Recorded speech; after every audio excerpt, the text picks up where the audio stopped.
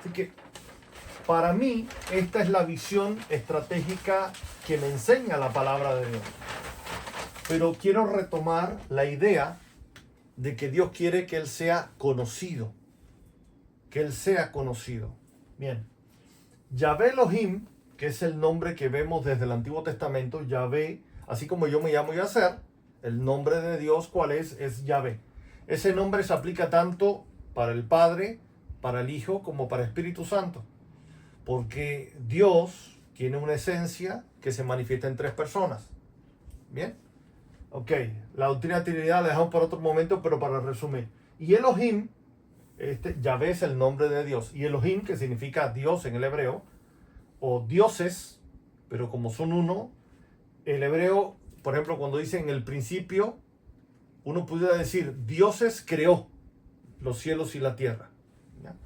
Literalmente lo que dice el hebreo viene, si lo vamos a traducir de esa manera, sería, no dioses crearon, porque entonces da una idea de politeísmo, de diferentes dioses, sino dioses creó, una triunidad o una pluralidad dentro de una esencia divina. Entonces, Yahvé Elohim, lo primero que vemos como el objetivo de la vida es conocer a Dios y ser conocidos por Él.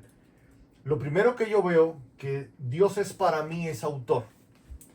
Dice Romanos 8 que a los que antes conoció, los llamó, los predestinó, los envió a la tierra, luego los redime, etcétera, todo demás. Los que antes conoció, antes que Dios me creara y Dios te creara, Él primero fue autor para nosotros, nos pensó.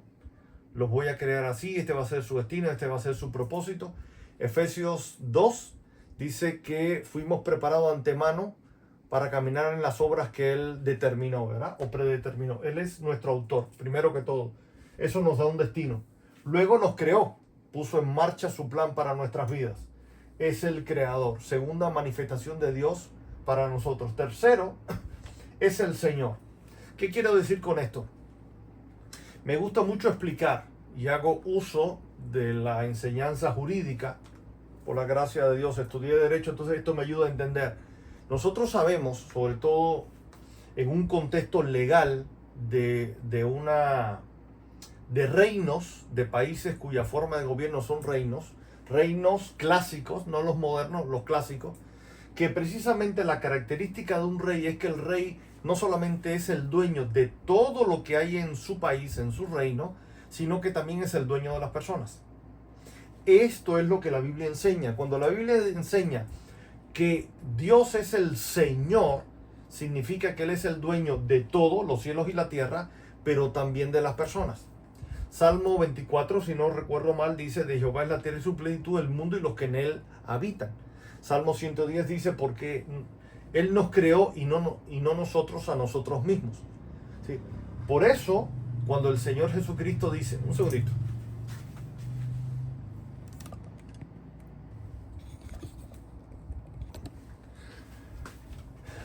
por eso cuando el Señor Jesucristo dice, ¿cómo es posible que digan que yo soy Señor y no hacen lo que yo digo? Mateo 7, 23, no todo el que me diga Señor, Señor entrará en el reino de los cielos, sino el que hace la voluntad de mi Padre. Y muchos me dirán en aquel día, Señor, en tu nombre profetizamos, echamos fuera demonios, sanamos a los enfermos, hicimos milagros, ¿verdad? Y Él les dirá, apartado de mí, hacedores de maldad, nunca les conocí. ¿Sí?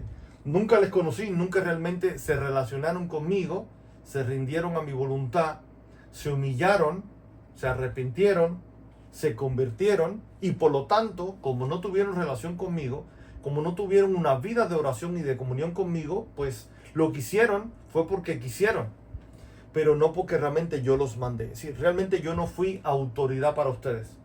Decían que ustedes eran míos, pero vivieron como si ustedes hubieran seguido siendo sus propios dioses, jefes o autoridad. Bien. Es importante entender que Dios, Padre y Jesucristo son nuestro Señor, son nuestro dueño, son nuestra autoridad. Voy a poner otro ejemplo legal. El dueño de una pintura es el pintor. El dueño de un producto fabricado es el fabricante. El creador de algo es el dueño de lo creado. El fabricante de algo es el dueño de lo fabricado. ¿quién es el dueño nuestro? Dios. Lo bueno es que Dios no es un... Perdón, veo que esta camarita se está cayendo.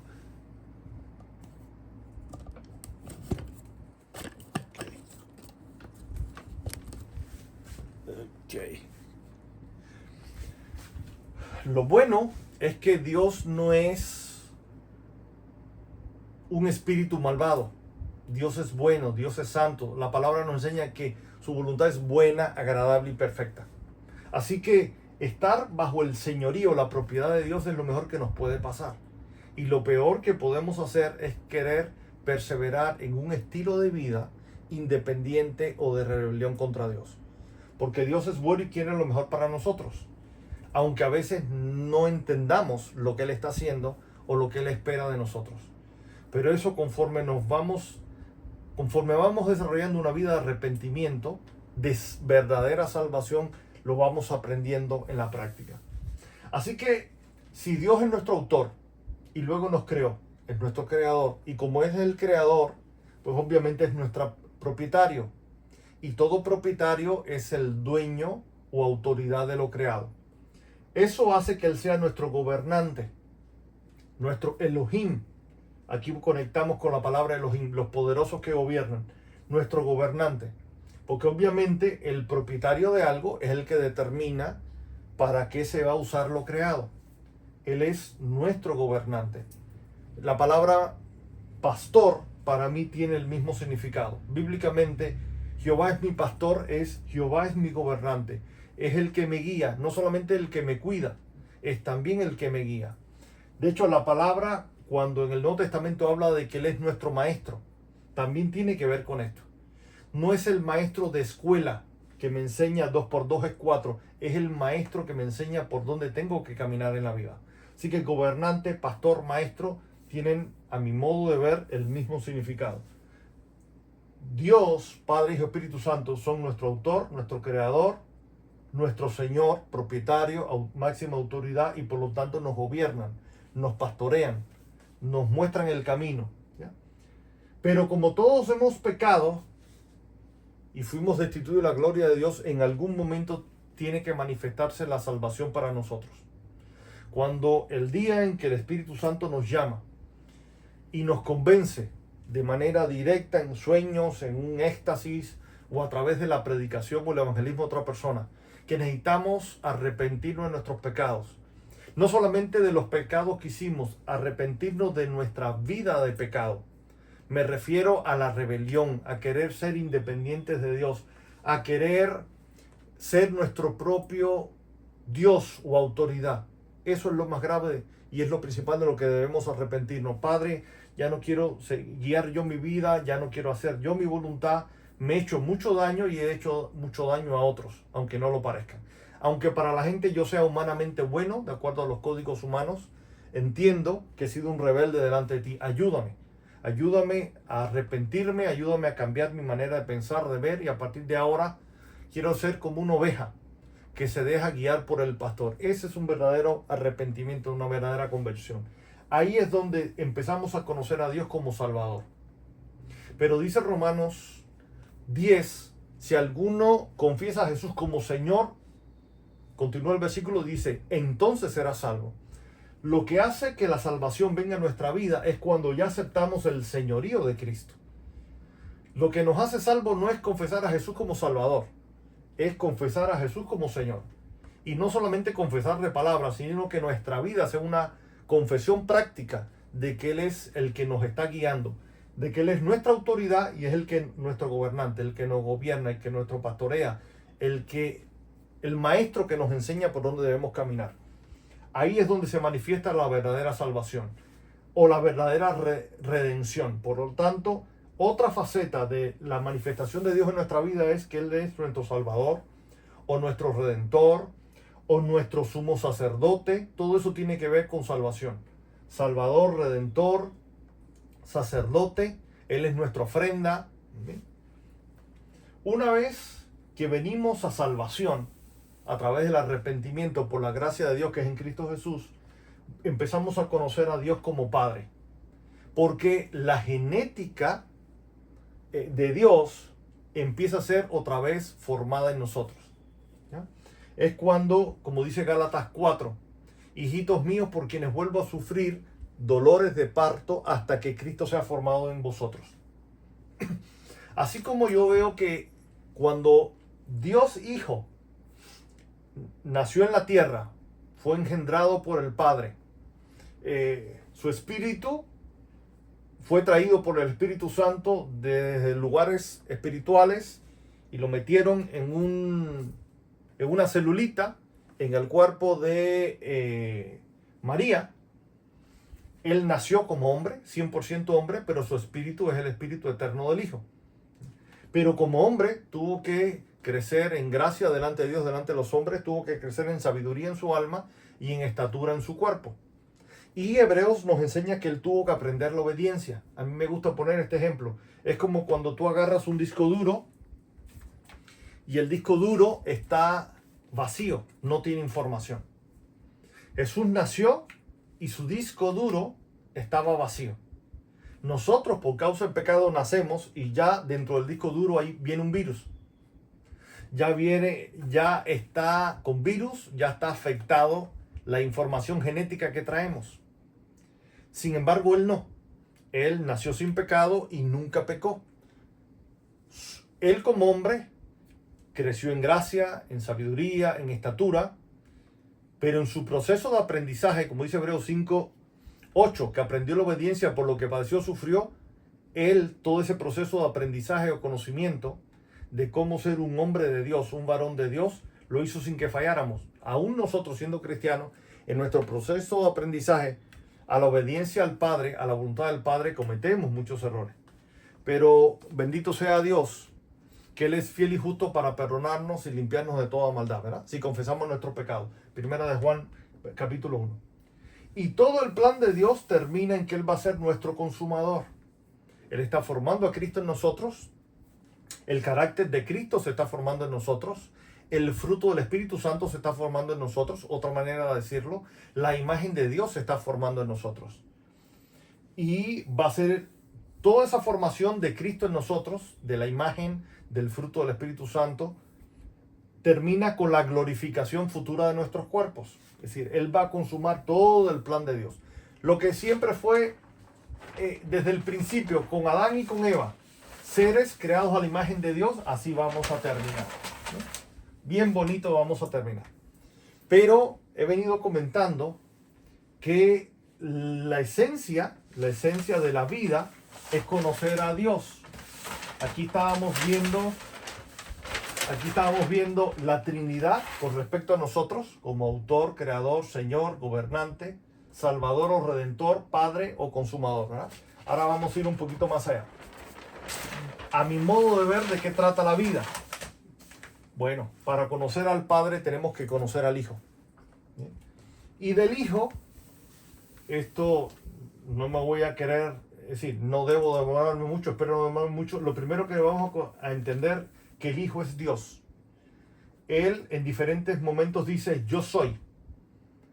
Esto lo vemos en el Nuevo Testamento, escrito en griego.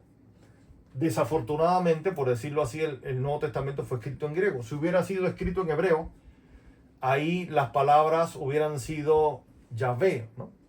Literalmente, yo soy. Lo mismo que Dios declaró en Éxodo 3 cuando se revela a Moisés, yo soy el que soy o yo soy. Estas mismas palabras son las que a través del griego Jesús declara varias veces y quedan recogidas en los evangelios, especialmente en el Evangelio de Juan. Entonces, lo primero es que Dios es divino. Es Dios, Él es divino, es la segunda persona de la divinidad.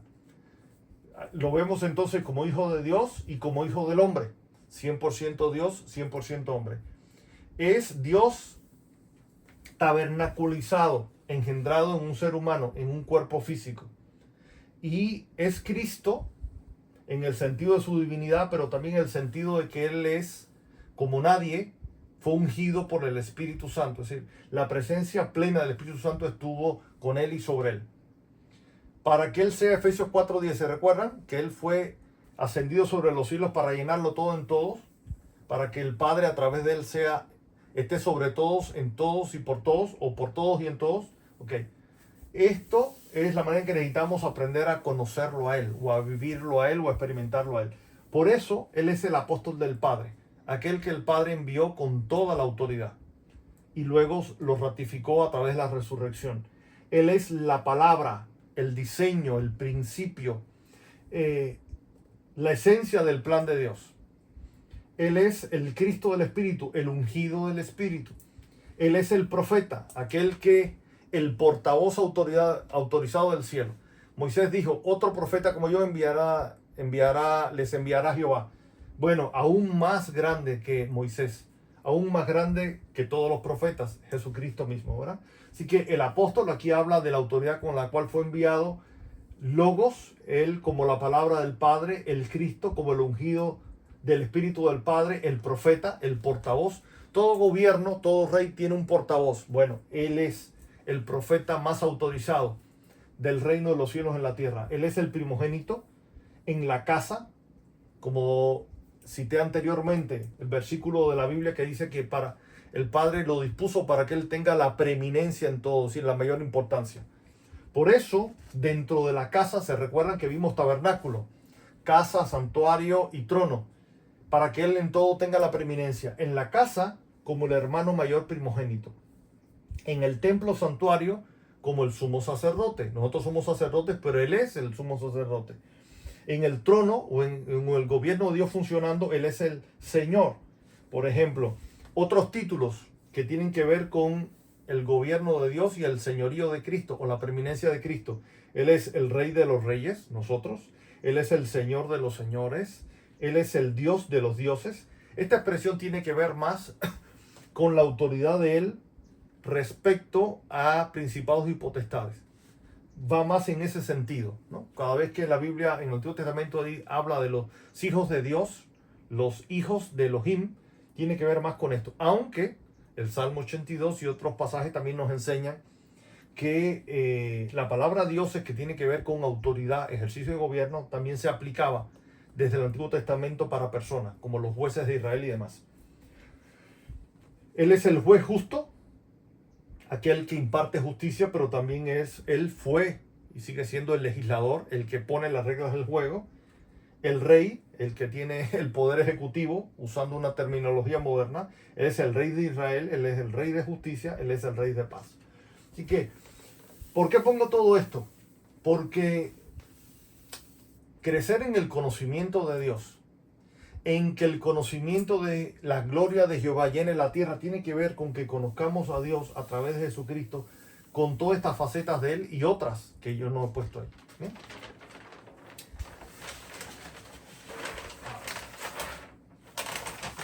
Conocer a Dios tiene que ver mucho con experimentar al Espíritu Santo, la tercera persona de la divinidad. La palabra nos enseña que Él es el Espíritu de Jehová, es el Espíritu de la divinidad. Ya vimos, Jehová es el nombre de Dios, ¿no? Él es el Espíritu de Dios. Misma verdad, dicha de otra manera. Jehová es el nombre, Dios es el título. Es la tercera persona de la divinidad. Él es el Espíritu del Padre, otra manera que se habla del Espíritu Santo en la Biblia. Él es el Espíritu del Padre, Él es el Espíritu del Hijo, Él es el Espíritu de Cristo. Todas son diferentes maneras de mencionar al Espíritu Santo en la Biblia. Un segundito.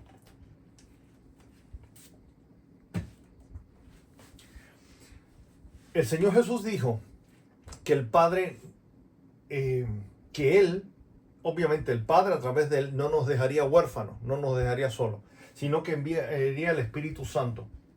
Por eso a Él, al Espíritu Santo, se le llama el Espíritu de adopción. El Espíritu de adopción. Así que en la práctica el Espíritu Santo funciona como un padre para nosotros, porque Él ministra la paternidad del Padre, ¿ya? Él funciona como un padre para nosotros. La palabra enseña que Él es nuestro maestro. Otra palabra que ayuda con el mismo sentido es nuestro consejero. Podemos decir también que es nuestro pastor. Él es nuestro Señor. Dice 2 Corintios, el Espíritu es el Señor y donde está el Señor, ahí hay libertad. Él administra toda la gloria de Dios. Como Padre, Maestro, Consejero, Pastor, Señor, Él es nuestro Consolador. Él es el sello, la evidencia Su presencia en nosotros es el sello de que somos de Cristo. Él es las arras o garantía. Su presencia en nosotros no solamente demuestra que somos de Cristo, sino que es la garantía de la salvación futura, de la glorificación de nuestros cuerpos, la salvación de nuestra alma. Cuando en la Biblia habla del brazo de Dios, está hablando del Espíritu Santo. A veces se habla de Él como el brazo de Dios, como la mano de Dios o como el dedo de Dios. Jesús dijo, ustedes dicen que yo echo fuera a los demonios por Belcebú, pero si yo por el dedo de Dios echo fuera a los demonios, ciertamente el reino de Dios está entre vosotros. Así que en esta terminología profética se habla del Espíritu Santo como el brazo de Dios, la mano de Dios o el dedo de Dios. Otros nombres o manifestaciones del Espíritu Santo es el Espíritu Santo. Otras veces le llaman el Espíritu de Santidad. Él es el Espíritu Eterno. En Isaías 11 habla de 7 manifestaciones del Espíritu Santo. Apocalipsis luego habla de los 7 Espíritus de Dios. Espíritu de sabiduría, espíritu de inteligencia o revelación, en dependencia de la traducción. Unas traducciones hablan inteligencia, otras llaman revelación. También en el Antiguo Testamento se habla de inteligencia y en el Nuevo Testamento, Efesios 1, habla de revelación.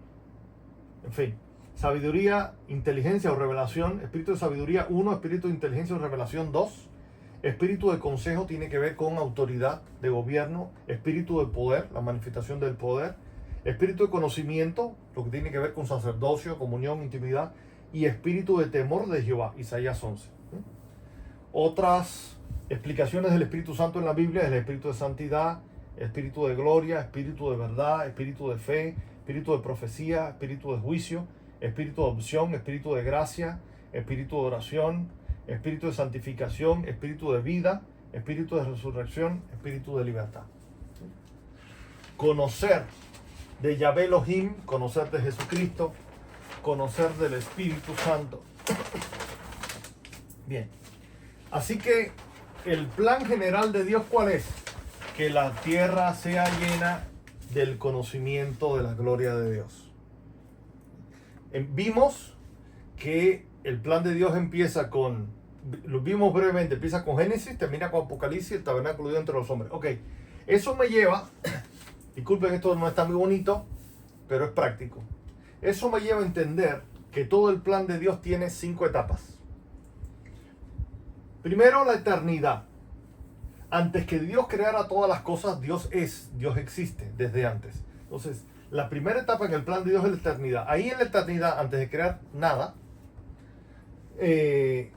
ahí está el Padre, Hijo, Espíritu Santo en perfecta comunión, en perfecta intimidad,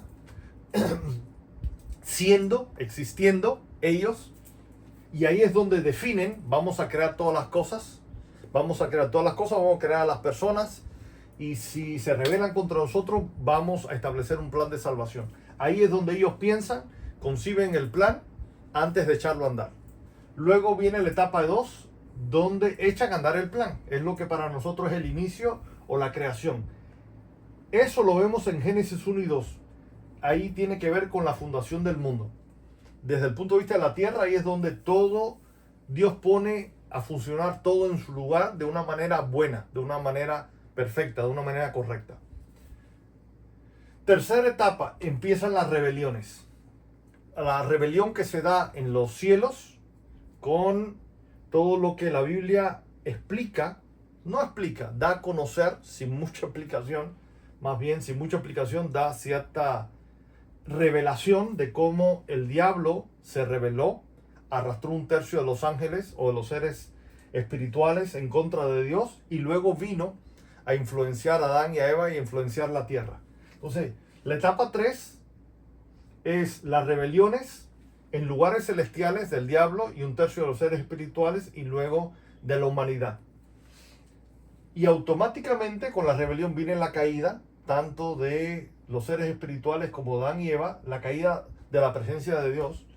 Y a partir de ahí empieza la etapa 4 de lo que yo llamo los procesos de restauración o restauraciones.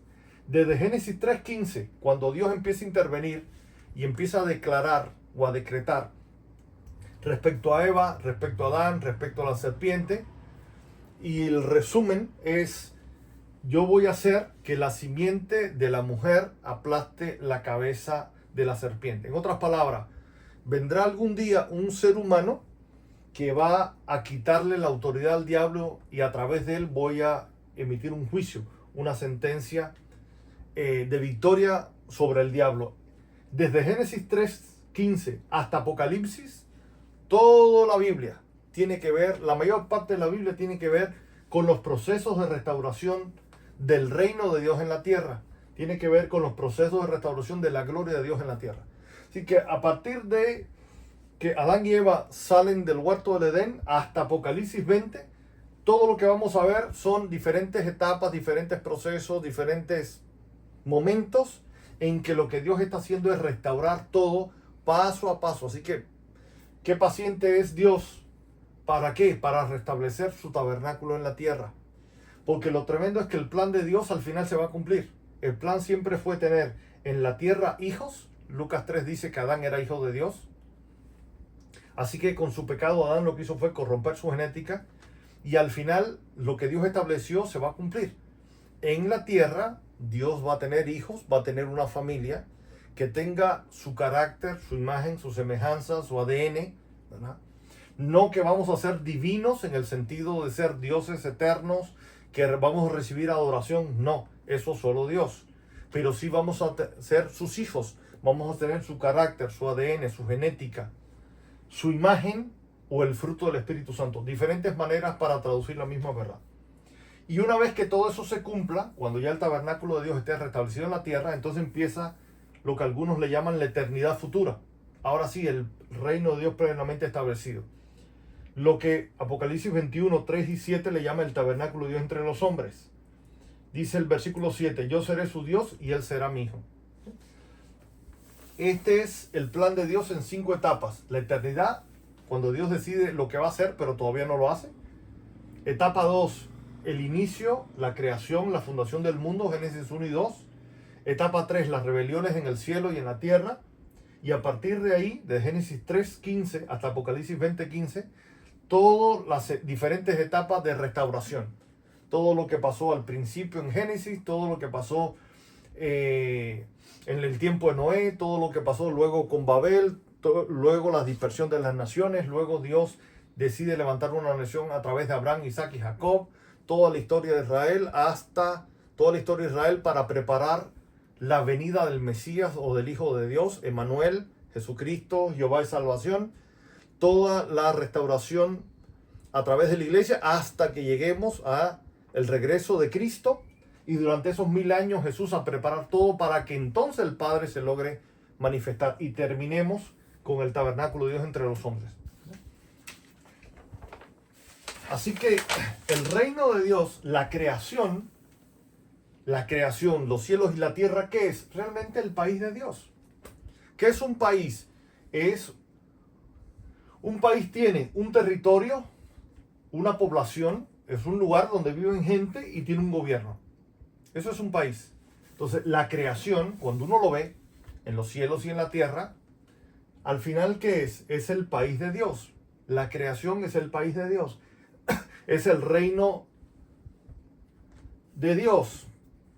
Este país de Dios, o de Yahvé, la Biblia le da diferentes nombres. El reino de Dios. ¿De quién es el país de Dios? ¿Quién es el propietario de ese país? Dios. El reino de Dios. También le llama el reino de los cielos. ¿Por qué? Porque la capital de ese país está en los cielos. ¿Desde dónde gobierna el Padre? Desde los cielos. ¿Desde dónde gobierna ahora el Hijo? Desde los cielos. ¿Desde dónde fue enviado el Espíritu Santo? Desde los cielos. La capital está en los cielos. Por eso este es otro nombre, el reino de los cielos. ¿Ya? Otro nombre para el país de Dios, Israel. ¿Por qué yo puedo decir que Israel es otro nombre que tiene el reino de los cielos? Porque dice en Efesios que ahora somos conciudadanos de Israel, que ahora tenemos la ciudadanía de Israel.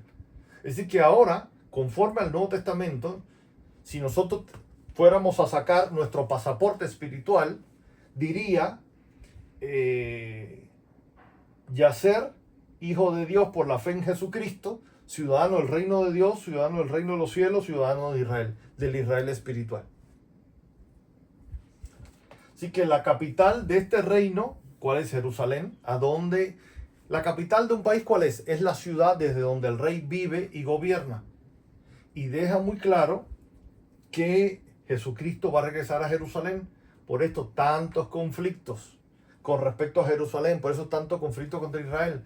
Porque el diablo, a pesar de todos los errores de Israel, no vamos a entrar en eso ahora, como nación, ellos fueron escogidos y Dios permitió que ellos se rebelaran contra Dios como nación para extender la salvación hacia los gentiles.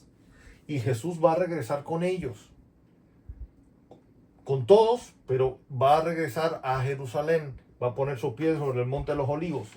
Por eso a la restauración de la Jerusalén terrenal se le llama la Nueva Jerusalén, ¿verdad? Es el Edén del principio, esa tabernáculo espiritual que regresa a la tierra, por eso se llama la Nueva Jerusalén. Lo que antes era el huerto del Edén o el huerto del gozo, ahora en términos proféticos se le llama la Nueva Jerusalén. Al final es la misma verdad. Por eso cuando Jesús dice, yo les diré, buen siervo y fiel, en lo poco has sido mucho, en lo poco has sido fiel, en lo mucho te pondré, entra en el gozo de tu Señor. Eso es, entra en el Edén de tu Señor, entra en la presencia de tu Señor.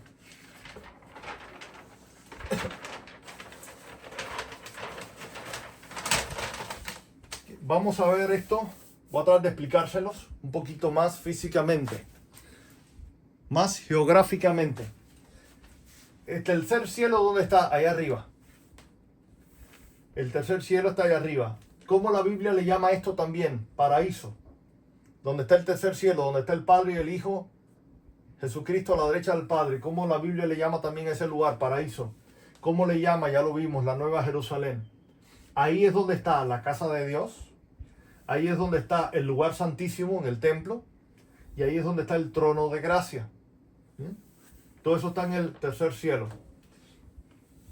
¿Qué es lo que dice el Señor Jesucristo cuando nos enseña a orar? Padre nuestro que estás en los cielos, santificado sea tu nombre. Venga tu reino.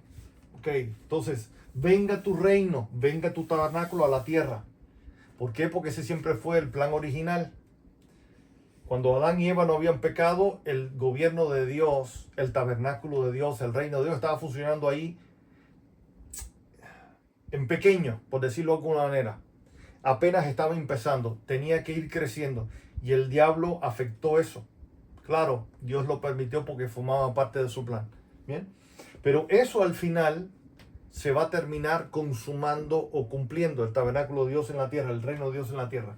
Así que siempre el objetivo ha sido crear en la tierra lo mismo que se vive en el cielo. La misma manifestación del tabernáculo de Dios en los cielos que se manifiesta en la tierra. ¿Ya?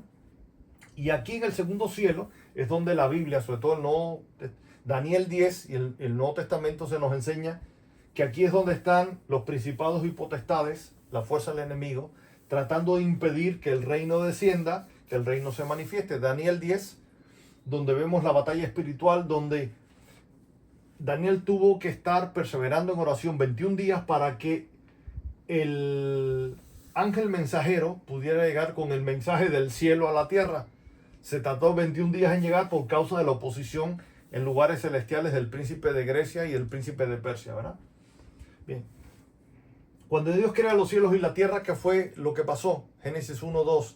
La tierra estaba desordenada, vacía y en tinieblas. Obviamente ahí hubo una oposición espiritual.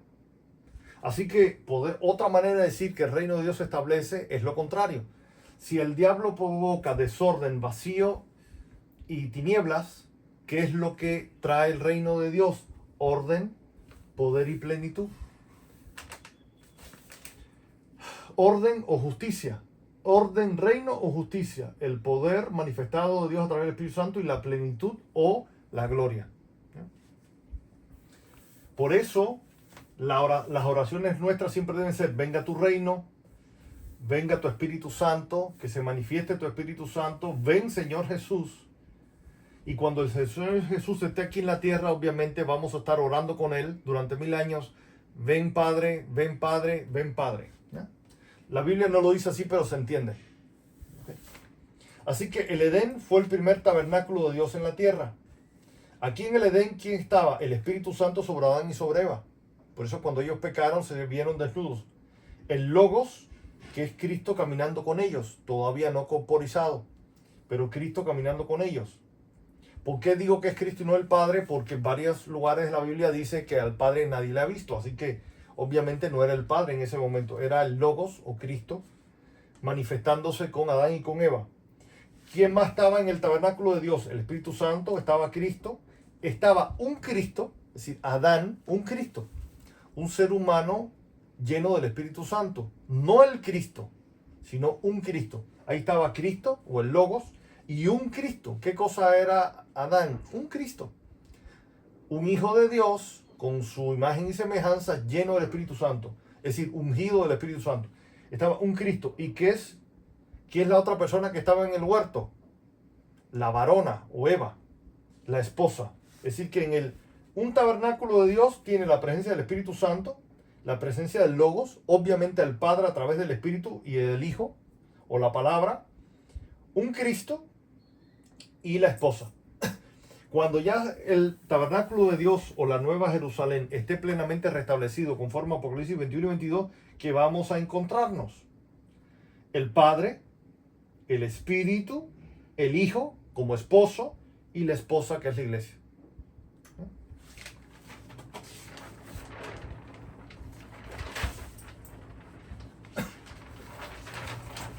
Y ya vamos terminando. Ok, el tabernáculo de Dios, ¿cómo funciona hoy en día? ¿Cómo funciona hoy en día? Hechos 2:42 nos enseña que la iglesia, desde el principio, perseveraban en, 1, la doctrina de los apóstoles, 2, en la comunión, 3, en el partimiento del pan y 4, en las oraciones. Así que toda iglesia o todo lugar donde está la familia de Dios, están nosotros como sacerdotes de Dios, nosotros como siervos de Dios, todo lugar donde el tabernáculo de Dios, el reino de Dios se está manifestando, donde Dios se está manifestando a través del Espíritu Santo, conforme a la palabra, a través de sus hijos, ahí, ¿qué es lo que la iglesia está haciendo? 1, perseverando en la doctrina de los apóstoles. Otro nombre para esto, el Evangelio del reino de Dios. Otro nombre, el Evangelio de Jesucristo. O el Evangelio. Tiene que ver con toda la parte doctrinal. ¿Por qué es tan importante esto? Porque si no estamos de acuerdo en la revelación de la verdad de la palabra de Dios, podemos estar predicando, enseñando, viviendo otra verdad, que no es la verdad de Dios y por lo tanto no es la verdadera verdad. ¿Okay? Así que el Evangelio del reino de Dios también tiene que ver con lo que Dios hizo antes, está haciendo hoy y va a hacer en el futuro. Jesucristo, el que era, el que es y el que ha de venir, como diría Apocalipsis, ¿no? Lo que Dios hizo, está haciendo y hará. ¿Sí? Tiene que ver con su regreso. Tiene que ver, punto 1, todo lo que es doctrinal. Punto 2, comunión, en el griego koinonía. Esto es funcionar como iglesia. Funcionar como iglesia significa funcionar como familia de Dios, como hermanos entre nosotros, funcionar como sacerdotes en el templo, funcionar como siervos en la vida diaria, como reyes que sirven en la vida diaria. Comunión. Este funcionamiento tiene que ver con el partimiento del pan, no es solamente tomar Santa Cena en la iglesia. Es compartir de Cristo y a Cristo en nuestras casas, en nuestras congregaciones, en la vida diaria, en nuestros empleos, en nuestros trabajos, en las oficinas, donde trabajemos, lo que hagamos. Partir el pan no es solamente en la congregación, es nuestra vida diaria, compartir de Cristo, llevar gente a Cristo, discipular. Y punto 4, dice que perseveraban las oraciones. Se recuerda que hablamos del tabernáculo de David. ¿Qué es esto? Precisamente una vida de comunión con Dios, una vida sacerdotal. Jesús dijo, mi casa, citando a los profetas del Antiguo Testamento, será llamada casa de oración para las naciones. Así que tener una vida de oración es ser casa de oración. Es pertenecer a una comunidad, a una familia espiritual que sea una casa de oración, un tabernáculo de David. Al final todo esto, yo lo resumo en que los 3 objetivos, que a mi modo de ver resumen nuestra vida. ¿Para qué vivimos? para conocerle, para amarle y para glorificarle, hacer su voluntad. Pero no podemos amar a alguien que no conocemos realmente. No podemos servir a alguien si realmente no conocemos su voz. Porque si yo digo, mañana voy a salir a predicar al hospital, pero Dios no me mandó, no estoy haciendo su voluntad.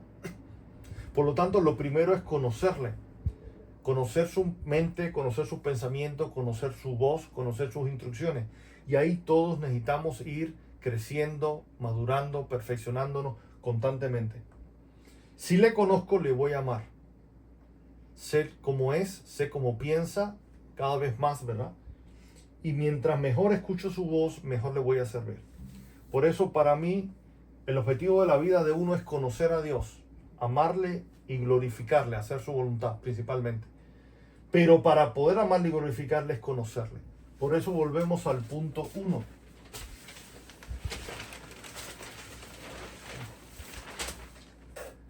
La tierra será llena del conocimiento de Jehová.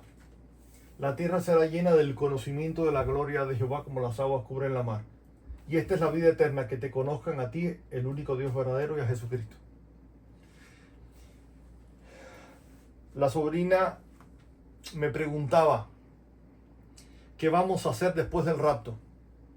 Cuando Jesucristo regrese. Bueno, cuando el tabernáculo de Dios esté en la tierra, Apocalipsis 21, 3 y 7, cuando el tabernáculo de Dios esté plenamente manifestado en la tierra, Él sea nuestro Dios y nosotros seamos sus hijos, las cosas van a funcionar como funcionan en los cielos, las cosas van a funcionar como era en el huerto del Edén, al principio, antes que viniera la rebelión del diablo,